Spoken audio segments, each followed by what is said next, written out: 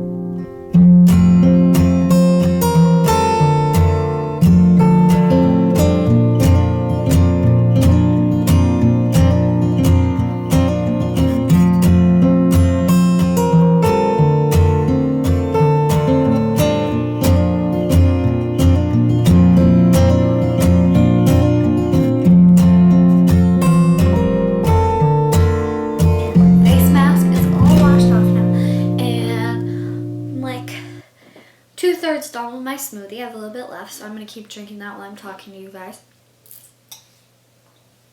Okay, so let's talk about how to be a happy person. So first I'm going to say that I believe that happiness is a choice, and no matter the circumstances in your life, I think that you choose if you're going to be happy or not. So, saying that, I'm going to say some steps that I would take to be happy. So first one is to change your perspective on everything. Happy people look for the good in everything. And there's that common saying, it's like, is the glass half full or is it half empty? And it's like, positive people are supposed to say half full, it's your perspective, literally. And so the other day, I had a super long day and I came home and my dog was so happy to see me, that's her everything for the day is getting to see me. And so, but I'm like, oh, get off me, stop barking at me, had a bad day. And it's like, no, I should be happy that a dog cares about me and that someone wants to see me and actually enjoys my company, look at it that way, not that she's annoying, And there's another thing that I always say, it's kind of harsh, but I always like to be early to things. And so when I say, when I'm late to something, I'm like, you know what, on the way here, if I was on time, I could have gotten in a car crash. I was late for a reason. And if I was late, then that's what was meant to happen. If I would have been earlier, maybe I would have gotten hit by a car, And I know that that's a little extreme, but it's an alternate way of looking at things, And so, step 2 is to not force anything. I think that there's a common misconception in social media and stuff, oh, to be happy you have to get up early and eat healthy and go to the gym and you have to read books and you have to listen to podcasts.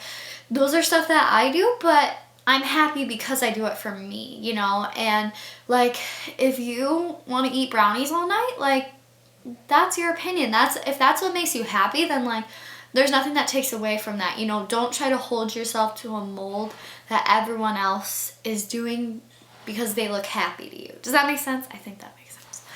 Okay, and then step 3 is to just do you. Like yesterday, I was playing this music and all of a sudden I realized that I was dancing. Like, I love to dance, but I wasn't forcing it. Like, I was just doing it, and halfway through I was literally like, oh, I didn't even realize I was doing this, because I was just so enjoying myself so much that, like, I didn't even have to think twice about it. Like, I was just lost in my thoughts, and I was literally, like, busted a move everywhere, and it made my heart really happy. I don't know why. Also, with, like, just do you, like, I don't make YouTube videos to, like, show other people my life or show them my perspectives and stuff. Like, I truly make them for myself. Like, I'm doing what makes myself happy.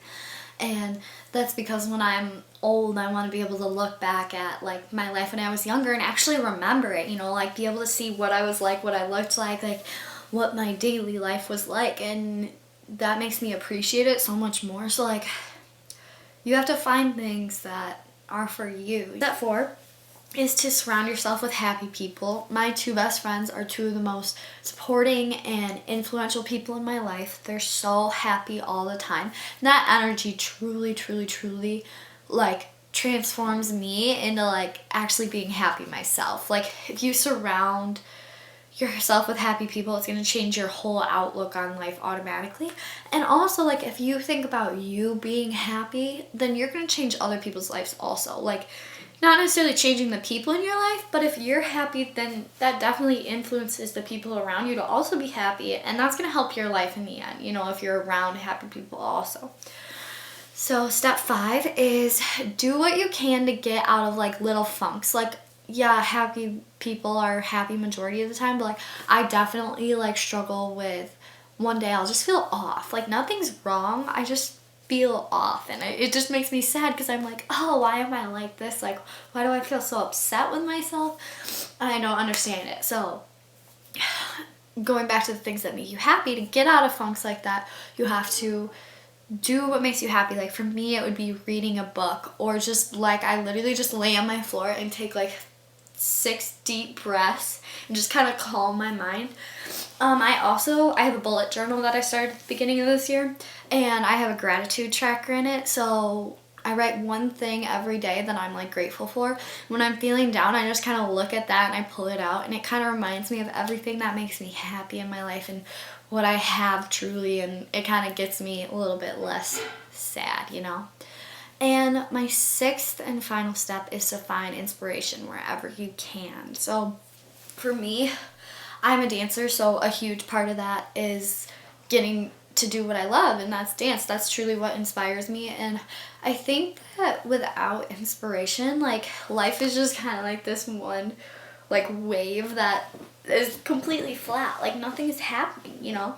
And so, like, mine would either be dancing, or I love to read books. I love, love, love books. And anyone that knows me, like, knows that I love to read. I try to read 2 books a month. So, like, just little stuff like that. Or literally, I love the sun, obviously. I have this weird obsession with, like, sunshine. And so I will just go outside and just, like, look up, and I'm like, oh, like, it feels so warm on my skin, and you just feel like a new person, you know? And so it's to find inspiration. So those are my 6 steps being happy, and I hope they can help you a little bit if you're feeling down or anything. And yeah, I will see you in my next video.